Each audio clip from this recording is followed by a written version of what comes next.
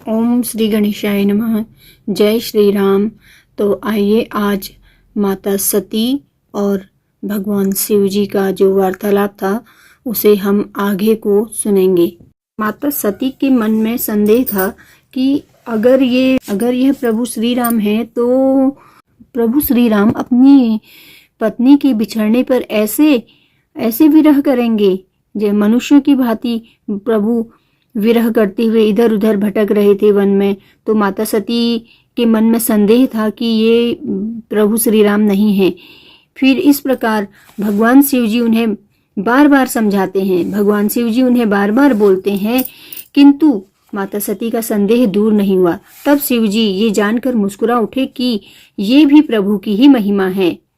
तो फिर प्रभु शिव शंकर भोले बाबा ने उन्हें बहुत बार माता पार्वती को समझाया, लेकिन वे नहीं मानी। तो वे समझ गए कि ये भी हरि की ही कोई लीला है कि माता पार्वती समझाने के बाद भी नहीं समझ पा रही हैं। तब वे मुस्कुरा कर बोले, यदि तुम्हारे मन में कोई संदेह है कि वे मेरे इष्ट देव नहीं हैं, वे प्रभु श्री राम नहीं हैं, तो तुम स्वयं जाकर उनकी परीक्षा क्यों नहीं ले लेती हो। तो शिव जी माता पार्वती से बोलते हैं कि आप खुद जाइए, स्वयं जाइए और उनकी परीक्षा ले लीजिए। जब तक तुम लौटकर नहीं आओगी मैं यहीं इस वट वृक्ष के नीचे बैठा हूँ। तो शिव जी बोलते हैं कि आप जाइए, परीक्षा लीजिए और आपके आने तक मैं यहाँ पे वट वृक्ष के नीचे बैठा हूँ। तुम भली भांति सोच समझ कर वही करना जिससे तुम्हारा अज्ञान जनित भ्रम दूर हो जाए। तो शिव जी माता पार्वती जी से बोलते हैं कि तुम सोच समझ कर ऐसे ही करना कि तुम्हारा भ्रम दूर हो जाए। शिव जी से आज्ञा लेकर मैया चली जाती हैं, लेकिन मन ही मन वे सोचने लगती हैं कि अब क्या करूं, कैसे परीक्षा लूं। इधर शिव जी अपने मन में अनुमान लगाते हैं कि जब मेरे समझाने से भी इनका संदेह दूर नहीं हुआ, तब लगता है कि विधाता ही उल्टे हैं, अब सती की कुशल नहीं। तो वे सोचते हैं कि अगर समझाने के बाद भी नहीं समझ रही तो इनकी कुशल नहीं है। अब तो जो कुछ राम ने रच रखा है वही होगा। तो भगवान शिव जी बोलते हैं कि जो कुछ भी श्री राम प्रभु ने रचा है वही होगा। ज्यादा वाद विवाद करने से कोई फायदा नहीं है। मन में ऐसा सोचकर शिव जी श्री हरि का नाम जपने लगते हैं और सती मैया वहां से चली जाती हैं, जहां सुख के धाम प्रभु श्री रामचंद्र जी विराजमान थे। तो सती मैया वहां से जाती है जहां श्री रामचंद्र जी वन में विचर रहे थे, अपनी माता सीता को ढूंढ रहे थे। वहां मैया पहुंच जाती हैं। अभी सती मैया बार बार सोचती हैं कि मैं सीता जी का रूप धारण करके उसी ओर चली जाती हूँ जिधर श्री रामचंद्र आ रहे हैं।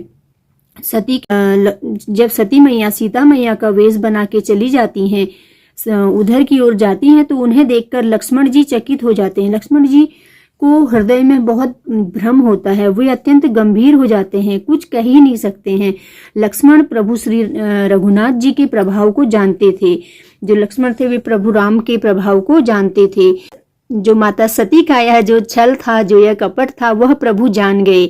वह तो सब कुछ देखने वाले, सबके हृदय को जानने वाले देवताओं के स्वामी हैं। वे तो सभी के हृदय को जानते हैं। तो वे माता सती को पहचान लेते हैं कि इन्होंने सीता का रूप रखा हुआ है। स्त्री स्वभाव का प्रभाव देखो कि उन सर्वज्ञ भगवान के सामने भी सती छिपाव करना चाहती हैं। श्री रामचंद्र जी उन्हें देखकर हंसते हैं, कोमल वाणी में बोलते हैं। पहले तो श्री राम प्रभु ने उन्हें हाथ जोड़कर सती मैया को प्रणाम किया, फिर पिता सहित अपना नाम बताया, फिर अपने पिता के नाम के साथ ही अपना नाम बताया। फिर पूछा कि शिव जी कहाँ हैं, आप वन में अकेली किस लिए घूम रही हैं। प्रभु श्री राम ने सीधे सती मैया से यही प्रश्न किया कि शिव जी कहाँ हैं, आप यहाँ वन में अकेली किस लिए घूम रही हैं। श्री रामचंद्र जी के कोमल और रहस्य भरे वचन सुनकर सती को बड़ा संकोच हुआ और वे डरती हुई शिव जी के पास चली गई। उनके हृदय में बहुत चिंता हुई कि मैंने शिव जी का कहना नहीं माना और श्री रामचंद्र जी पे अपना अज्ञान आरोपित कर दिया। अब मैं शिव जी को क्या उत्तर दूंगी। इस प्रकार सोचते सोचते हृदय में अत्यंत भयानक आत्मग्लानि पैदा हो गई। श्री रामचंद्र जी ने सती के दुख को जान लिया। तब उन्होंने अपना प्रभाव प्रकट करके उन्हें दिखलाया। रास्ते में जाते हुए माता सती ने देखा कि श्री रामचंद्र जी सीता जी और लक्ष्मण जी के साथ आगे आगे चले जा रहे हैं। तब उन्होंने पीछे की ओर घूमकर देखा तो लक्ष्मण जी और सीता जी के साथ श्री रामचंद्र जी सुंदर वेश में दिखाई दिए। वे जिधर भी देखती उधर श्री रामचंद्र जी ही विराजमान थे और सिद्ध मुनीश्वर उनकी सेवा में लगे हुए थे। जब सती ने एक से बढ़कर एक ऐसे अचरज भरे दृश्य देखे तो वे शिव, ब्रह्मा और विष्णु को भी उन्होंने वहां पे देखा। अलग अलग वेशों में सारे देवी देवता देखे जो श्री रामचंद्र जी की चरण वंदना और सेवा कर रहे थे। उन्होंने बहुत सारे सती, ब्राह्मणी और लक्ष्मण जी भी देखे। जिस रूप में ब्रह्मा आदि देवता थे उसी अनुकूल रूप में सारी शक्तियां थी। सती जहां जहां भी देखा वहां उन्हें श्री राम प्रभु ही दिखाई देने लगे। उन्होंने देखा कि अनेक वेश धारण करे हुए देवता श्री राम जी की पूजा कर रहे हैं, परंतु श्री राम जी का कोई भी दूसरा रूप नहीं दिखाई दिया। श्री रामचंद्र जी बस एक ही रूप में थे, वे सीता मैया के साथ थे। यह सब देखकर सती डरती हुई उनका हृदय कांपने लगा और देह की समस्त सुध बुध भूल जाती हैं और वे आंखें बंद करके वहीं रास्ते में बैठ जाती हैं। फिर आंखें खोलकर देखती हैं तो सती को कुछ भी दिखाई नहीं दिया। तब वे बार बार रामचंद्र जी के चरणों में नमस्कार करके शिवजी के पास चली जाती हैं। जब वे शिवजी के पास पहुंचती हैं तो शिवजी हंसकर उनकी कुशल पूछते हैं कि तुमने श्री रामचंद्र जी की परीक्षा किस तरह ली, सारी बात सच सच बताइए। लेकिन सती मैया श्री रामचंद्र जी के प्रभाव को समझ गई थी और उन्होंने भय के मारे, डर के मारे शिवजी को नहीं बताया कि मैंने उनकी परीक्षा ली। वे शिवजी से कहती हैं कि मैंने उनकी परीक्षा नहीं ली क्योंकि आपके वचन कभी असत्य नहीं हो सकते हैं। मैं आपकी बात पर पूरी तरह से विश्वास करती हूँ। तो शिवजी ने ध्यान करके देखा और सती ने जो किया था वह सब तो शिवजी जानते थे। शिवजी यह सोचने लगे कि श्री राम प्रभु की माया कितनी अपरंपार है कि सती मैया ने भी झूठ बोल दिया। उनकी माया से प्रभावित होकर सती मैया ने भी झूठ बोल दिया। जब शिवजी ने मन में ध्यान करके देखा कि सती मैया ने सीता माँ का रूप धारण किया था, ऐसे श्री राम प्रभु की परीक्षा ली थी, तो वे बहुत दुखी हुए और उन्होंने मन में विचार किया कि अभी मैं इनसे कैसे प्रीति कर सकता हूँ।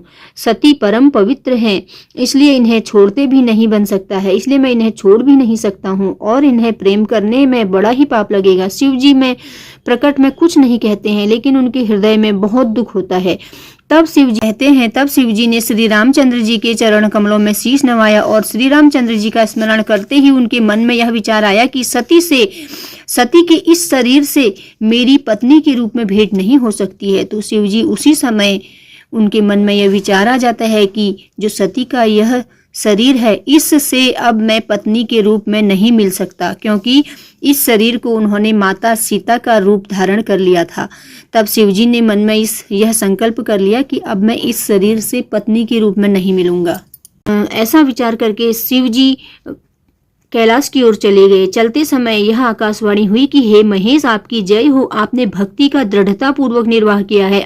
आपके सिवा ऐसी प्रतिज्ञा कौन कर सकता है? शिव शंकर भोले बाबा के सिवा ऐसी प्रतिज्ञा कोई और नहीं कर सकता। आप श्री रामचंद्र जी के भक्त हैं, समर्थ हैं और भगवान हैं। इस आकाशवाणी को सुनकर सती के मन में बहुत चिंता हुई और सती डरते हुए, सकुचाते हुए सती मैया ने शिवजी से पूछा, हे कृपालु, कहिए आपने ऐसी कौन सी प्रतिज्ञा की है? वो शिवजी से पूछती है कि आपने ऐसी कौन सी प्रतिज्ञा की है? आप तो सत्य के धाम हैं और दीन दयालु हैं, कृपया करके मुझे बताएं। इस प्रकार सती ने बहुत प्रकार से पूछा, किंतु शिवजी ने कुछ भी नहीं कहा। सती ने मन में अनुमान लगाया कि शिवजी तो सर्वज्ञ हैं, वे सब कुछ जान गए हैं कि मैंने उनसे कपट किया है। इस प्रीति की सुंदर रीति देखो, जल भी दूध के साथ मिलकर दूध के भाव दिखता है, परंतु कपट रूपी खटाई दूध में पड़ते ही वह फट जाता है और जल अलग हो जाता है। अपनी करनी को याद करते हुए सती के हृदय में इतनी चिंता हुई जिसका वर्णन नहीं किया जा सकता। उन्होंने समझ लिया कि शिवजी कृपा के अथाह सागर हैं, इसलिए प्रकट में उन्होंने मेरा अपराध नहीं बताया, उन्होंने मेरा त्याग कर दिया है। वे बहुत व्याकुल हो उठी, अपने पाप को जानकर उनसे कुछ कहते हुए ही नहीं बन रहा था, परंतु उनका हृदय भीतर ही भीतर कुम्हार के आव के समान जल रहा था। भगवान शिव ने सती को चिंतित देखा और उनका उस चिंता से ध्यान हटाने के लिए बहुत सारी कथाएं सुनाई। इस प्रकार अलग अलग इतिहास सुनाते हुए शंकर जी कैलाश पर्वत पहुंच गए। वहां पहुंचकर उन्होंने अपनी प्रतिज्ञा को याद करते हुए एक बड़ वृक्ष के नीचे पद्मासन लगाकर बैठ गए। शिवजी ने अपना स्वाभाविक रूप संभाला और अखंड और अपार समाधि शिवजी की लग गई। तब सती मैया कैलाश पर्वत पर रहने लगी। उनके मन में बहुत दुख होता था। कोई भी इस रहस्य को नहीं जानता था। एक एक दिन सती मैया का एक एक दिन एक एक युग के समान बीत रहा था। सती हृदय में रोज यही सोचते रहती थी कि इस दुख के समुद्र से मैं कब पार पाऊंगी। श्री रघुनाथ जी का मैंने अपमान किया है और अपने पति के वचनों को भी झूठा समझा है। यह उसका फल ही विधाता ने मुझे दिया है। जो उचित था वही किया, परंतु हे विधाता, यह ठीक नहीं है जो शंकर जी से विमुख होने पर मुझे जीवित रखे हुए हूँ। जो शंकर जी मुझसे विमुख हैं और मैं फिर भी जीवित हूँ, यह ठीक नहीं है।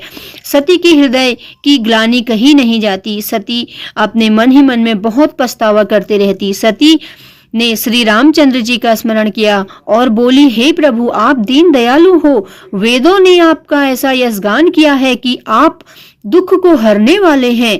इसलिए मैं हाथ जोड़कर आपसे विनती करती हूँ कि यह मेरी देह है, जो यह मेरा शरीर है, यह जल्दी ही छूट जाए। यदि मेरा शिव जी के चरणों में प्रेम है और यदि मेरा यह प्रेम मन, वचन और कर्म से सत्य है, तो हे सर्वदर्शी प्रभु, सुनिए, शीघ्र ही ऐसा कुछ उपाय कीजिए कि मेरी मृत्यु हो जाए और बिना परिश्रम के ही जो पति ने मेरा परित्याग कर दिया है, यह विपत्ति मुझसे दूर हो जाए। सती इतनी दुखी थी कि उनके उस दारुण दुख का वर्णन नहीं किया जा सकता है।